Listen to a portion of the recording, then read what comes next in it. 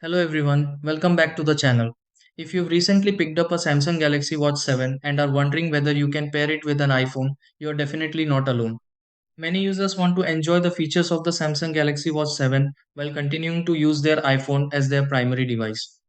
However, compatibility between smartwatches and smartphones can vary depending on the software and supported apps.